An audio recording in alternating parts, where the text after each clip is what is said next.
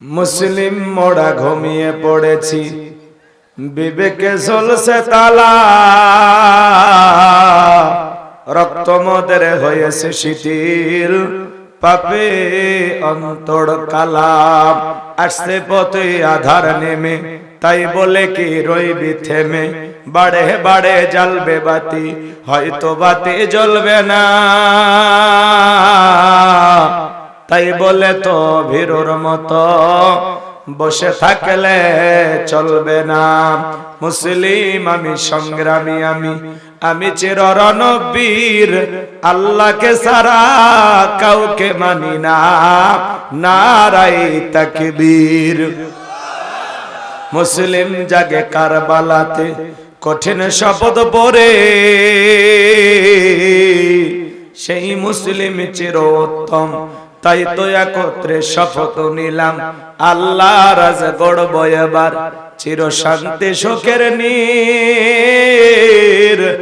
আল্লাহকে ছাড়া কাউকে মানি না, নারায়ে তাকবীর। হযরতে বেলালকে নবী আমার ডেকে বলে, বেলাল ইসলামের অবস্থা কোন ভালো না, কালেমা পড়েছো আপাতত প্রকাশ করা যাবে না। হযরতে বেলাল ডেকে বলে, নবী আমার জীবনের কোনো দাম নাই, আমার মনিব ওমায়াকে বলেছিলাম উর্দম্বা ছাগল পেশাব পায়খানা করে দেয়, এই ঘরে থাকতে আমার বড় কষ্ট হয়। ওমায়া ডেকে বলে, বেলাল উর্দম্বা ছাগলের দাম আমার কাছে আছে, কিন্তু তোর মতো কালো হাফসি বেলালের দাম আমার কাছে নাই। নবী গো আমার জীবনের কোনো দাম নাই, আপনি শুধু দোয়া করেন মৃত্যু পর্যন্ত যেন আল্লাহ কালেমার পথে টিকে থাকার তৌফিক দান করেন। এই কথা বলে হযরতে বেলাল চলে গেলেন। পরের দিন সকালবেলা সূর্য উদয় হয়ে গেছে, অনেকটা বেলা হয়ে গেছে, হযরতে বেলাল দরজা খোলে না। এইবার অন্যান্য চাকর যারা আছে নালিশ নিয়ে চলে গেছে ওমায়ের কাছে, যা বলে নেতা এখন পর্যন্ত বেলাল দরজা খোলে নাই, তাই নাকি? বলে হ্যাঁ ঠিক আছে চলো যাই। দরজায় ডাক দিয়ে, বেলাল দরজা খোল। হযরতে বেলাল দরজা খোলে না, জোরে করে ধাক্কা মারছে, যখন দরজা খুলে গেছে তখন এইবার ওমায় তাকায় দেখে সেই রাত্রিতে হযরতে বেলাল কালেমা পড়ে মুসলমান হয়েছে, ওই রাত্রিতে একটা উর্দম্বা ছাগলের কাছে কোনো পেশাব পায়খানা নাই, জোরে বলেন মারহাবা। এইবার ওমায় ডেকে বলে, চাকরেদার বেলালের বিরুদ্ধে মিথ্যা অভিযোগ দাও, তোমরা যখন ঘুমাচ্ছিলে বেলাল তখন ময়লা আবর্জনা পরিষ্কার করেছে, তাকায় দেখো একটা উর্দম্বা ছাগলের কাছে কোনো পেশাব পায়খানা নাই, যাও নিজেদের কাজ করো। এই কথা বলে ওদেরকে তাড়িয়ে দিলেন। একবার দুবার করে বেলালের কাছে চলে গেলেন। হযরতে বেলাল দেয়ালের পিঠটা লাগায় জিহ্বা নাড়ায় জিকির করে কার। এবার হালকা করে বেলালকে ধাক্কা মারছে, যখন জবান দিয়ে কালেমা আওয়াজ বের হয়েছে তখন এইবার ওমায় ডেকে বলে, বেলাল তোর জবান দিয়ে কি শুনলাম, তুমি কি মুসলমান হয়েছো? হযরতে বেলাল ডেকে বলে, মুসলমান হয় যারা মিথ্যা কথা বলতে পারে না তারা, অকুলু কওলান সাদীদা। আল্লাহু আকবার।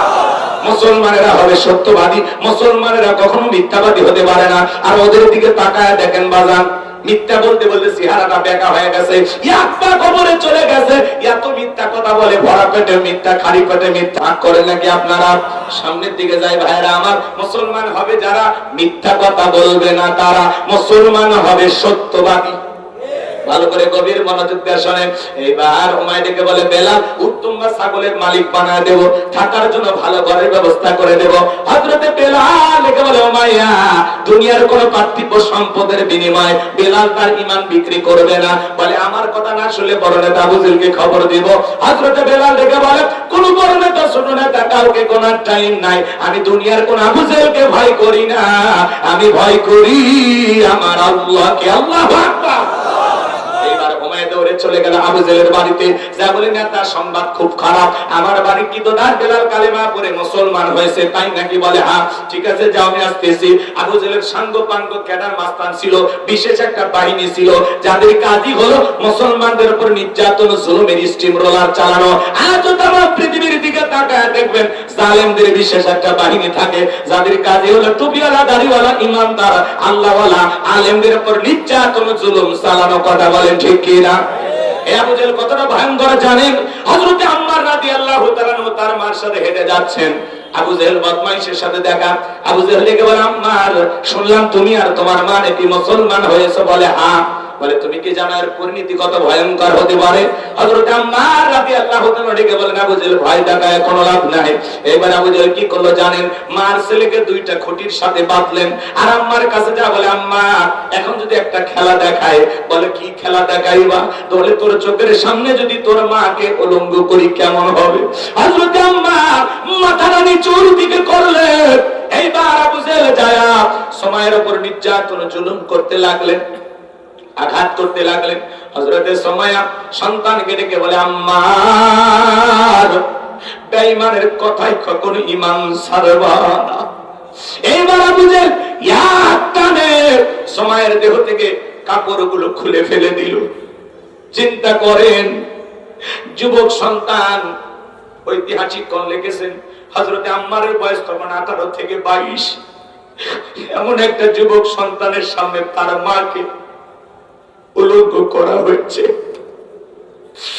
আমার ভাইরা, আবু জেহেল ডেকে বলে, আম্মারের মাথাটা উঁচু করো।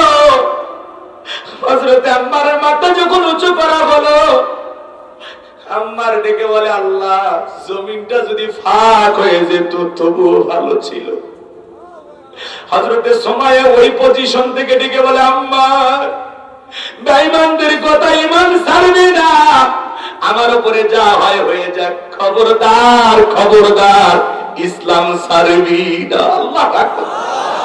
এইবার আবু জেহেল ধারালো বর্ষা দিয়ে লজ্জাস্থানে আঘাত করলেন, আঘাতের পর আঘাত করলেন, রক্ত দিয়ে রাজপথ ভেঙে গেল।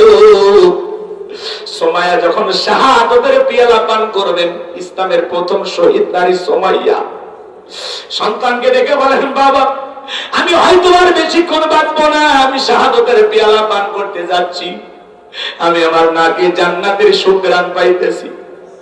মরার আগে বলে যায়, আম্মা আমার জীবনের পরিণতি যাই হোক, তোমার জীবনের পরিণতি যাই হোক, খবরদার ইসলাম ছাড়বা না। আল্লাহু আকবার। আরেকটু জোরে বলেন আল্লাহু আকবার। সে আবু জেহেল সাঙ্গপাঙ্গ ক্যাডার মাস্তান নিয়ে চলে গেল বেলালের কাছে। যাকে বলে, বেলাল এদিকে আয়। এ বেলাল, তুমি কি জানো আমি তোমারে পার্সোনাল ভাবে মহব্বত করি? বেলাল, এসব কি শুনছি তুমি নাকি আব্দুল্লাহর বেটা মুহাম্মদ সাল্লাল্লাহু আলাইহি সাল্লামের কাছে গিয়ে কালেমা পড়ে মুসলমান হয়েছো? হযরতে বেলাল ডেকে বলে, আবু জেহেল যা শুনেছেন সত্য, আমি গতকাল রাত্রিতে নবীজির হাতে হাত রেখে কালেমা পড়ে মুসলমান হয়েছি, বলুন সুবহানাল্লাহ।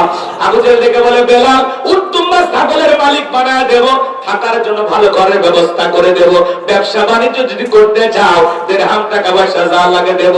বেলাল রে, চতুর্থ অপশন হলো তুমি যা চাইবা, তুমি চাইতে দেরি, তোমার চাহিদা পূরণ করতে দেরি করব না।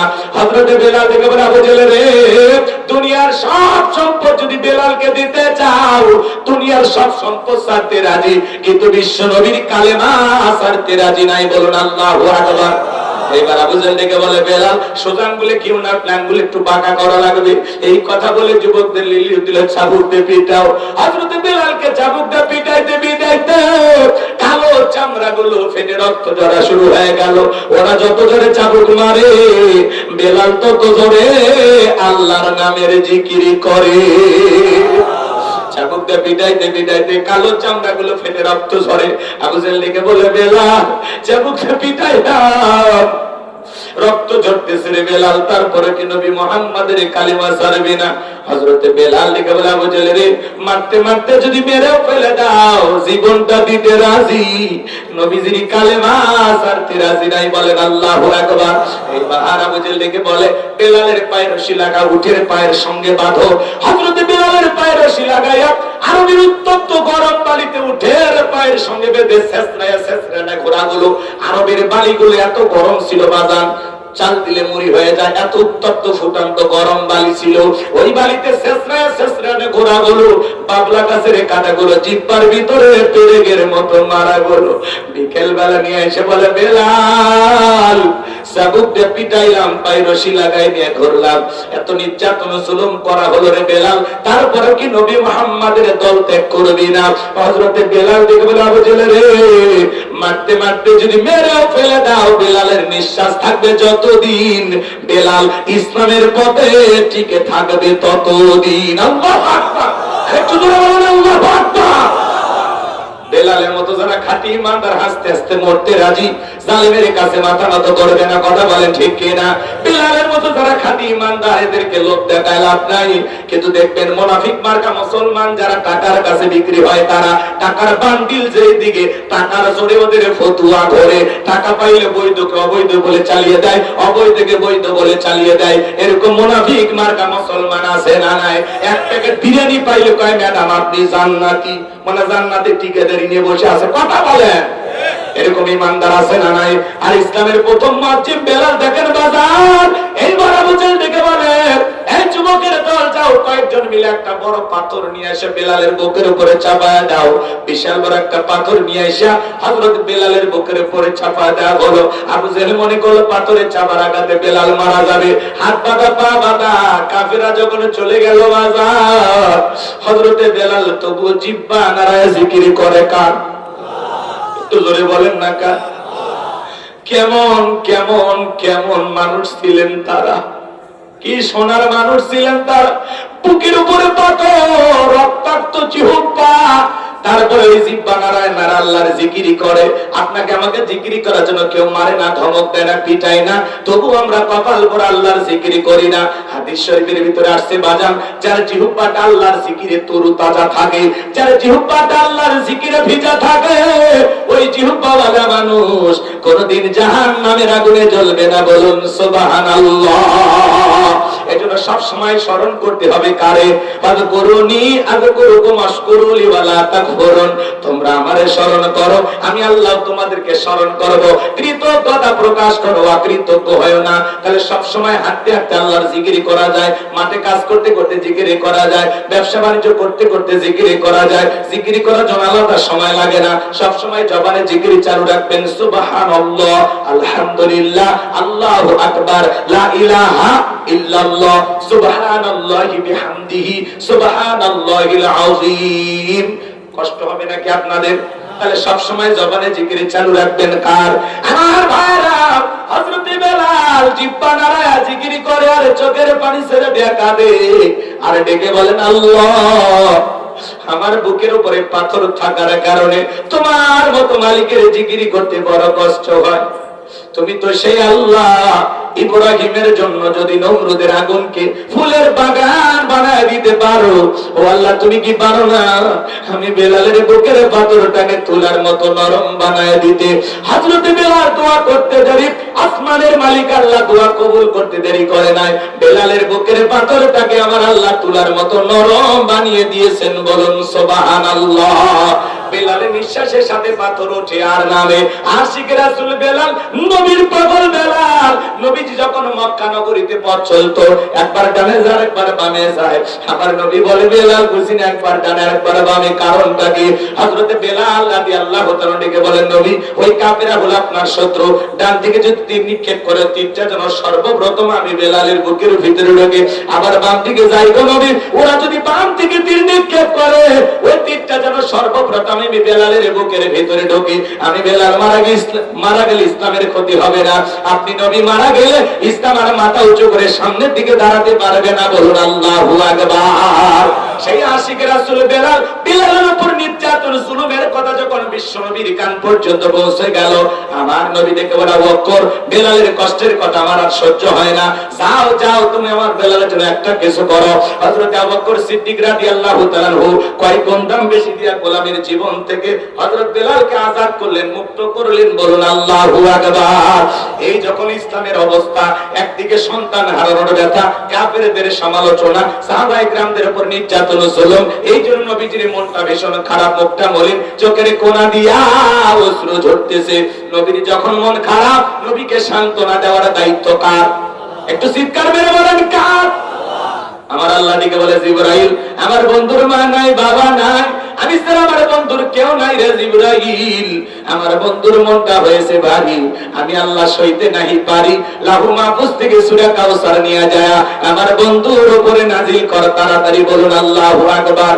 নবী নবী আমার ডেকে বলে আনাস আমার মনটা কেন খারাপ তোমরা জানো কি? তোমার মুস্কি হাসি দেওয়ার কারণ হলো এই মাত্র আসমান থেকে জিবরাইল এসে আমার উপরে সূরা কাউসার নাজিল করলো। বিশ্বনবী তখন মুস্কি মুস্কি হাসলেন আর সাহাবায়ে কেরামদের সামনে সূরা কাউসার তিলাওয়াত করে শুনিয়ে দিলেন। জবান ছেড়ে সবাই একটু মহব্বতে পড়ুন, ইন্না আ'তাইনাকাল কাউসার ফাসাল্লি লিরাব্বিকা ওয়ানহার ইন্না শানিয়াকা হুয়াল আবতার। আল্লাহু আকবার।